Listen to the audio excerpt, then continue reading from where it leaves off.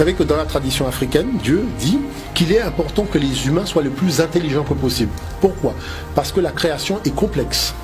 Et comme l'humain doit être le gardien de cette création, la création c'est pas un parc d'attractions, on n'a pas à faire des zoos et s'amuser avec des animaux, c'est-à-dire on est garant d'une réalité transcendante qui possède en elle cette étincelle divine du Créateur. C'est-à-dire que vous ne pouvez pas fabriquer un manguier et décider que le manguier va porter des mangues quand vous le souhaitez.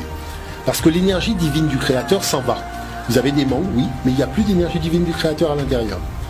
D'accord? Donc ça, ce sont des choses importantes parce qu'on entend tout et n'importe quoi. Maintenant, tous les termes par lesquels on appelle Dieu aujourd'hui, quand vous dites que vous l'appelez l'Éternel, je tiens quand même à rappeler, plus de 2500 ans avant le texte juif, Dieu est appelé dans les textes sacrés africains Néhéhé. Néhéhé, ça veut dire l'Éternel. D'accord? Quand on dit Nepet, ça veut dire le Seigneur du ciel. Nisutiri Empet, le royaume de Dieu est au ciel. C'est-à-dire qu'il faut apprendre à lire les Medunechia, les hiéroglyphes, et à voir ce qui est écrit. Quand il dit je suis le Seigneur tout-puissant, tout ça, ça vient d'Égypte. Je suis le créateur Imta. Donc il ne faut pas venir, quand on dit Amen, Amen c'est le nom de Dieu en Afrique.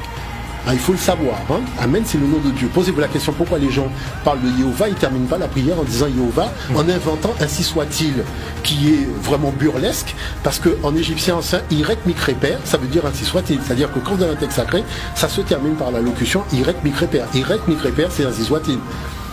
Donc, et le texte parlait du Dieu sous le nom d'Amon. Alors vous avez un Dieu qui s'appelle Amon, donc Amen, qui termine son texte par Irek Mikreper, qui veut dire ainsi soit-il, et le gars reprend le texte, il reprend le même texte, il change le nom du divin et il termine par Amen. C'est une entourloupe. Il faut être quand même un peu sérieux, vous voyez? Donc tout ça font que les choses sont quand même de l'ordre du burlesque. La deuxième chose que je constate, c'est que quand on va dans l'Afrique impériale, on va dans les grandes confréries initiatiques, d'accord, que ce soit au niveau du vaudou, que ce soit au niveau du Komo, donc toutes ces traditions initiatiques, qu'est-ce qu'on constate? On constate que les noms de Dieu sont des noms extraordinaires. Quand vous avez le nom, par exemple, Mawe Janjila, dans le royaume Congo, Mawe Janjila, ça veut dire celui qui contient tout ce qui existe et tout ce qui n'existe pas encore. Pourquoi?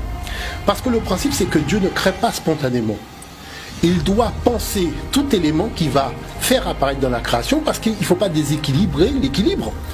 Et cette chose qui doit arriver doit avoir une nature énergétique, une fréquence énergétique, et doit boire et boire manger. Et nous savons très bien que la baleine, même si elle est grosse, elle va manger du phytoplancton. Donc ce qui veut dire qu'on ne peut pas créer comme ça en claquant de doigts. Donc il y a le principe de la gestation de la création qui se fait dans le cœur.